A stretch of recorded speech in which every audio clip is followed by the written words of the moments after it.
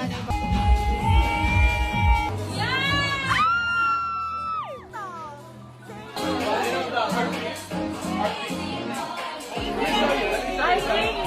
ng bundok. Ano ka ba? Kaya yun.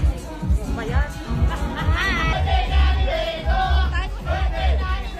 So ayun, welcome back to the channel. Viral ngayon ang singer at TikTok star na si Meiko Montefalco matapos nitong i-hard launch ang bagong lalaking nagpapatibok sa kanyang puso, at ang mga netizens todo congrats dahil ang turing nila sa bago ni Meiko ay ultimate upgrade. Sa isang TikTok post, nag-flex si Meiko ng mga sweet photos kasama ang isang mystery guy. Caption pa ni Meiko, "May crush ata sa akin to. Pa-picture ng pa-picture, pinagbigyan ko na nga." Bagamat hindi pinangalanan, kitang-kita sa ngiti ni Meiko na super happy na siya ngayon. Maging ang kanyang mga kaibigan hindi na makatiis at nag-post din ng clips mula sa birthday celebration ni Meiko kung saan kasama ang nasabing lalaki. Mukhang misteryoso na nga ang bagong kabanata ni Meiko. Matatandaan naging madrama ang 2025 para kay Meiko matapos niyang ibuko ang panluloko ng asawang si Patrick Bernardino.